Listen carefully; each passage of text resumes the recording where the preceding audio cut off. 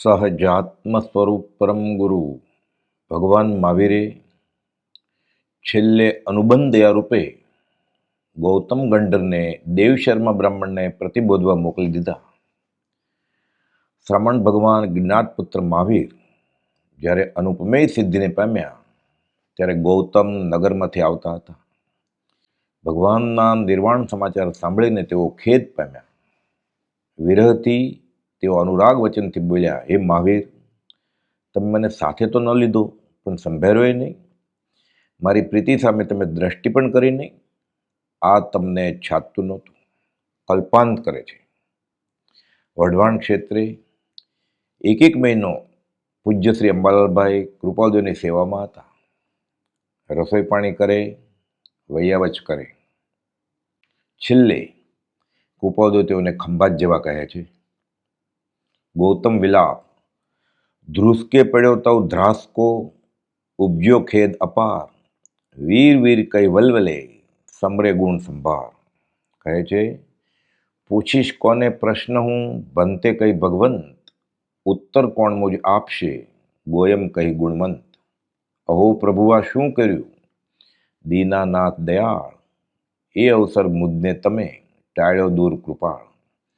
આ જ ગૌતમ વિલાપને યાદ કરાવે તેવો પ્રસંગ ગણધર તુલ્ય કામ કરનાર પૂજ્ય શ્રી અંબાલાલભાઈનો બન્યો.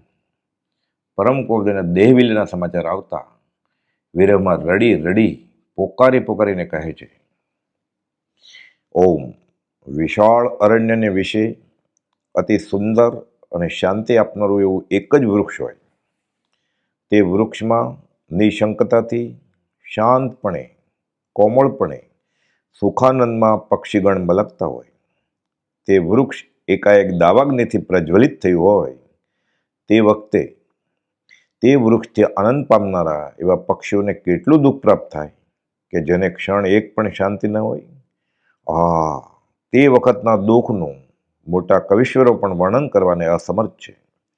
તેવું જ અપાર દુઃખ અઘોર અટવીને વિશે આ પામર જીવોને આપી, હે પ્રભુ, તમે ક્યાં ગયા? એ ભારત ભૂમિ, શું આવા દેહ છતાં વિદેહપણે વિચરતા પ્રભુનો ભાર તારાથી વહન ન થયો? જો તેમ જ હોય તો આ પાવનનો જ ભાર તારે હળવો કરવો હતો કે નાહક તે તારી પૃથ્વી ઉપર બોજારૂપ કરી રાખ્યો. હે મહાવિકરાળ કાળ, તને જરા પણ દયા ન આવી? છપ્પનિયાના મહાદુષ્કાળ વખતે લાખો મનુષ્યનો તે ભોગ લીધો, તો પણ તું તૃપ્ત થયો નહીં, અને તેથી પણ તારી તૃપ્તિ નહોતી થઈ.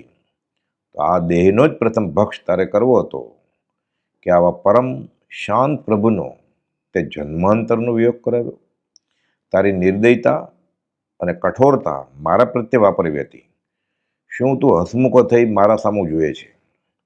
હે શાસન દેવી, તમારું પરિબળ આ વખતે કાળના મુખાગળ ક્યાં ગયું?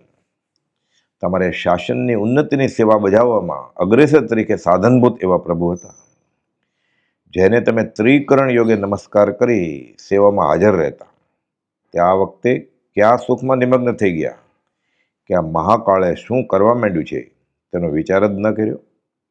હે પ્રભુ, તમારા વિના અમે કોની પાસે ફરિયાદ કરીશું? તમે જ જ્યારે નિર્દયતા વાપરી ત્યાં હવે બીજો દયાળુ થાય જ કોણ?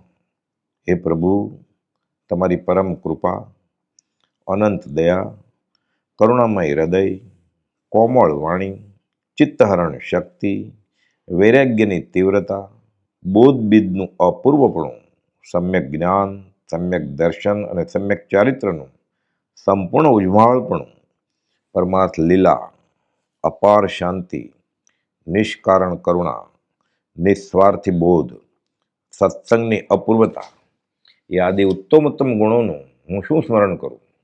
વિદ્વાન કવિઓ અને રાજેન્દ્ર દેવો આપના ગુણ સ્તવન કરવાને અસમર્થ છે, તો આ કલમમાં અલ્પણ સમર્થતા ક્યાંથી આવે? આપના પરમ ઉત્કૃષ્ટ ગુણોનું સ્મરણ થવાથી મારા શુદ્ધ અંતકરણથી ત્રિકરણ યોગી હું આપના પવિત્ર ચરણારવિંદમાં અભિવંદન કરું છું. આપનું યોગ બળ, આપે પ્રકાશિત કરેલા વચનો અને આપેલું બોધ બીજ મારું રક્ષણ કરો, એ જ સદૈવ ઈચ્છું છું. આપે સદૈવને માટે વિયોગની આ સ્મરણમાળા આપી તે હવે હું વિસ્મૃત નહીં કરું. ખેદ, ખેદ અને ખેદ. એ વિના બીજું કંઈ સૂઝતું નથી. રાત્રિ દિવસ રડી રડીને કાઢું છું, કંઈ સૂઝ પડતી નથી.